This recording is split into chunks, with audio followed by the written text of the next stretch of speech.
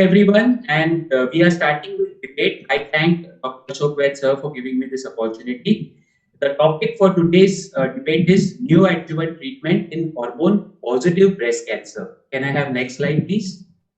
So the main aim of debate today is, should we offer neoadjuvant treatment to all or some HR-positive breast cancer, or existing adjuvant strategies are good enough to go? Next slide, please.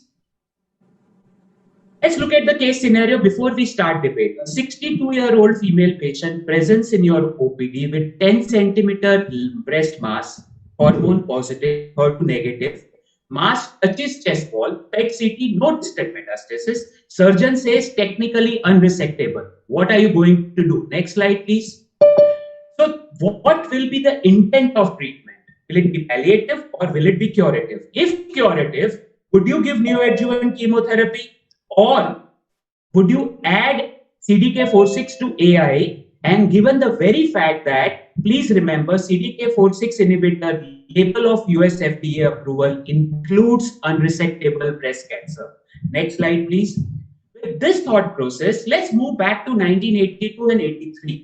In 1982, first time in Archives of Surgery, chemotherapy before and after mastectomy in stage 3 breast cancer was published. Next slide, please. 17 patients data, 6 patients who received neoadjuvant were the long-term survivors up to 79 months compared to 40 months median survival of patient who did not receive cytotoxic drug in neoadjuvant setting. Next slide, please. In 1983, the next year, the preoperative chemotherapy followed by surgery for locally advanced breast cancer was published in Journal of Surgical Oncology, and 6 patients data, 2 out of 6 patients had more than 75% reduction, lived longer. Next slide, please. With these two, where neoadjuvant treatment had shown improvement in survival, let's move to larger trials or meta-analysis. We all know there is famous NSABP series, B18 and B27. From the 1998 to 2008, we had of these two series. Next slide, please. And in 2000, I said an update on these two trials. Next slide, please. So B18 trial had only AC as neoadjuvant treatment, while B27, they added taxane to neoadjuvant treatment in one of the arms. Next slide, please. Tumor response was seen in 79% of patients, and in B27, the entire chemotherapy, what we give in 2020, produced 14% pathological response rate, which was statistically significant. Next slide, please. We all know that overall survival in both arms, neoadjuvant and adjuvant arm, was similar. But from here, the story of PET-CR and neoadjuvant chemotherapy started. You see the curve separating even after 16 years of follow-up. And this PET-CR is continued in 2020 also, as we know. Next slide, please. What did we learn so far? Neoadjuvant chemotherapy can make unresectable breast cancer to resectable. NSABP said that 12% more patients can undergo breast conservation. 14% of patients achieved PET-CR, and they also showed that women less than 50 years had an improvement in OS with NSAT p-value of 0.06. Overall, there was similar overall survival between neoadjuvant and adjuvant chemotherapy arm. Gentlemen, I would want you to read this slide now reverse. There was no difference in overall survival. That means neoadjuvant treatment was not inferior to adjuvant chemotherapy. That is the last bullet point. But in addition, women with less than 50 years lived longer. 14% of patients achieved PET-CR and lived longer. 12% more patients could undergo breast conservation, and NACT made unresectable breast cancer into resectable. Next slide, please. Most important learning out of NSABP was same chemotherapy, which is given either before or after surgery, gave similar survival. Same chemotherapy. Next slide, please. HR positive breast cancer moved towards trastuzumab, pertuzumab, TDM1. TNBC moved towards more chemo and addition of immunotherapy. But HR positive, this debate is asking us to move backwards. Amazing. Slide, please. Obviously, the progress in science is not dependent on this debate or its outcome. In HR positive, neoadjuvant space has moved forwards. We have neoadjuvant hormone, we have neoadjuvant immuno, we have biomarker-based neoadjuvant treatment, and we have genomic assay-based neoadjuvant treatment. Next slide, please. ASCO 2017 I-SPY 2 trial, when pembrolizumab is added to chemotherapy in HR positive patient, PAT-CR increased from 14% to 21%. Next slide, please. Neoadjuvant hormone therapy, either hormone therapy alone can be given or addition of CDK4/6 inhibitor. Next slide, please. In 2016, there was a meta-analysis neoadjuvant endocrine therapy for ER breast cancer. Next slide, please. And if you see this forest plot chart, next slide. Clinical response, no, previous slide, please. Clinical response rate and breast conservation was exactly same in endocrine and chemo. Yes, PAT-CR was more in chemotherapy. What this means is that endocrine therapy works in neoadjuvant. If we would not try neoadjuvant treatment, how do we learn these things? Next slide, please. When we add CDK4/6 inhibitor to letrozole, that is letrozole and palbociclib versus chemotherapy in a high-risk luminal breast cancer, but early high-risk luminal breast cancer. Next slide. What we saw was that 90% of patients in a letrozole and palbociclib arm had a cell cycle arrest. 90% of patients had Ki-67 after 40 days of less than 2.7%. Next slide, please. So the important learning out of this phase 2 randomized data was that letrozole and palbociclib combination might represent an alternative to chemotherapy even in early luminal breast cancer. Next slide, please. So again, what did we learn again so far? Neoadjuvant chemo plus immuno increases PAT-CR. Neoadjuvant hormone is an alternative to chemotherapy. CDK4/6 inhibitor, when added to neoadjuvant, may turn out to be practice-changing regimen in neoadjuvant treatment. Next slide, please. None of the debate, none of the lecture is ever complete without NCCN guidelines. And gentlemen, ladies and gentlemen, please look at the opportunity left-hand corner. Neoadjuvant or preoperative systemic therapy may allow sentinel lymph node biopsy alone. If positive axilla is cleared with this treatment, it may allow smaller radiation ports or less radiotherapy. Now, these are actually practice happening things and practice changing things which may happen with neoadjuvant treatment. Next slide, please. 2020 version 5 NCCN guideline says in unresectable patient, there is no doubt NACT, NACD or radiotherapy, but keep giving something in neoadjuvant setting. Next slide, please. How do we conclude my points? So, role of neoadjuvant treatment in hormone-positive breast cancer, NACT mandatory in localized unresectable breast cancer, period. NACT mandatory for breast conservation in large tumors, period. Next slide.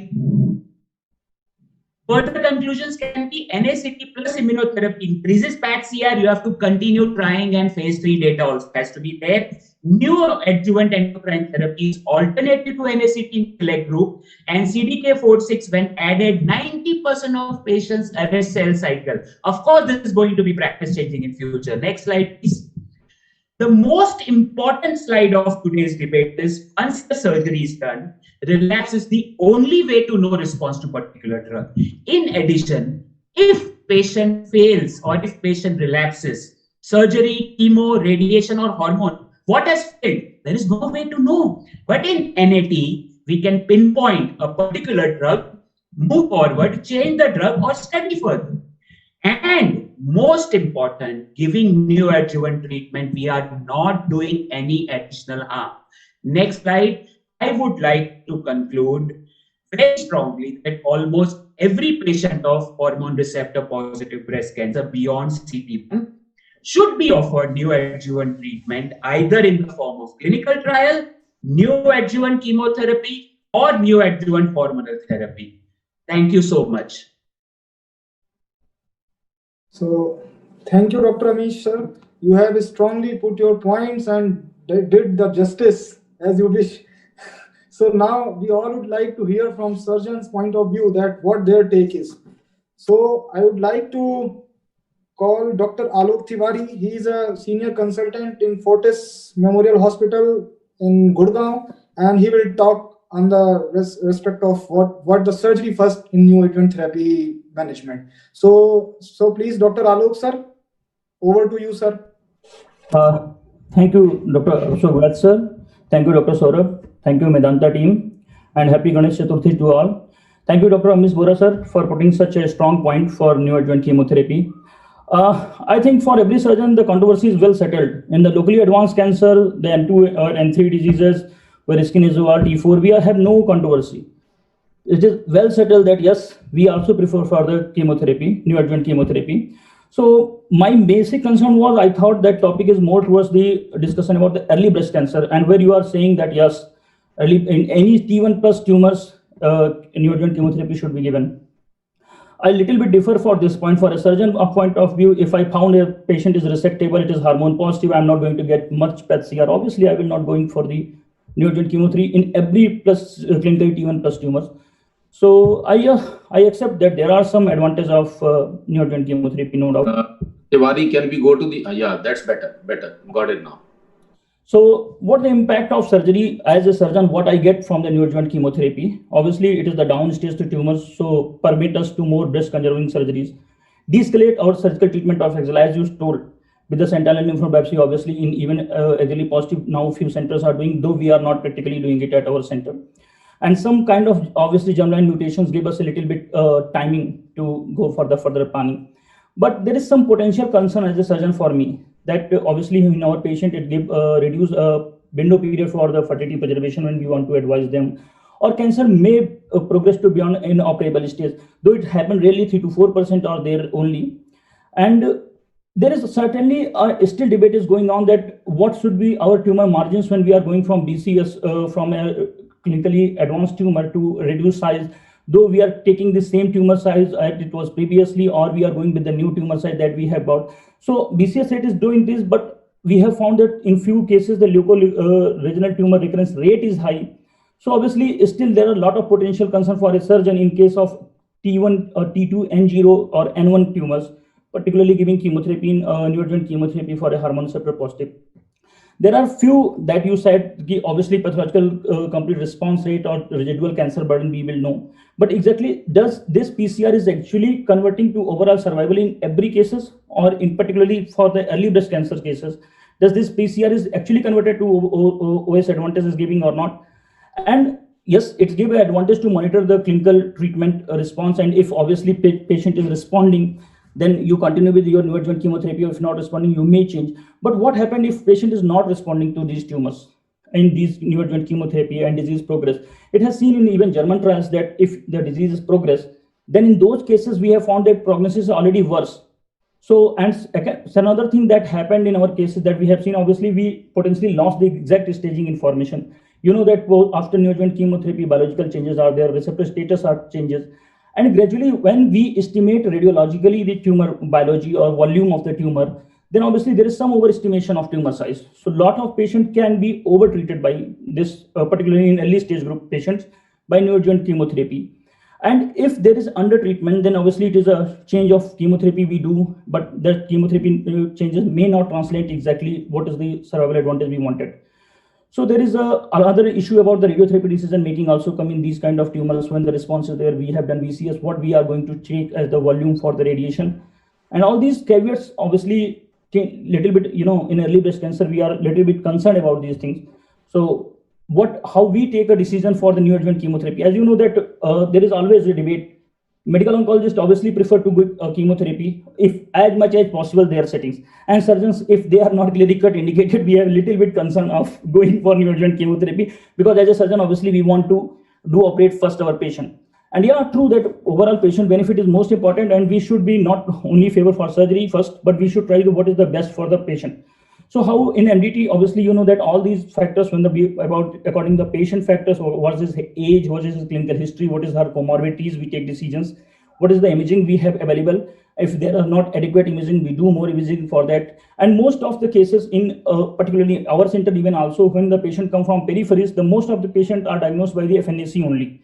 We do these patients for the core biopsies to know more about the biology, and we do obviously do more accelerated staging in these cases. So all these information we collect, and then we decide what is our exactly plan.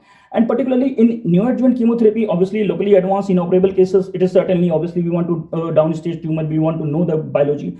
But when it is early operable tumor, does downstaging of the breast tumor, if it is obviously we are going for the breast conservation already upfront, we can do this. If we are finding that axilla is N0 already, do you think that you will support this idea to give the neoadjuvant chemotherapy just to know the response, just to know the biology of tumor, then to reassess this after the pathology on the histopathology table? Or you want to do the maximum benefit? Because most of the time when you give neoadjuvant chemotherapy to the patient, obviously in Indian setup, if practically you found, it's not that every patient is going to tolerate chemotherapy cycle or completing the cycle that in particular window period. So lots of patient has their more waiting periods, our surgical treatment get delayed. And ultimately, if you quoted for the other important trials, I will tell about those trials also, that one thing I want to ask is that, do you think that one size fits all approach is right? That Dr. 3 minutes remaining, sir. Okay, every tumor we should give for this neoadjuvant chemotherapy T1 plus. And if T1, though, yeah, NACT if it advantages, this we should take advantage. But if it is not advantageous, we should not give this chemotherapy to everyone. And does NACT really change surgical management in every cases? Yeah, locally advanced cases, I go for this, that those tumor who have high tumor volume to breast ratio, those are lymph node positive diseases. Biologically features of primary cancer is high grade, hormone receptor negative, HER2 positive, TNBC and younger age. I do accept that these tumor good response to give the neoadjuvant chemotherapy. But I don't think that a blanket list, every T1 patient should be taken for the neoadjuvant chemotherapy. And what is the surgical planning when we do? Obviously, for us in a neoadjuvant chemotherapy, it depends on what the plan of surgery is ours. Whether we want to go for the mastectomy or we want to go for a BCS, how we are going to address the axilla, tumor is multicentric or multifocal, what is the ERS status, what is the tumor size as the baseline, and what the tumor size we got after the neoadjuvant chemotherapy.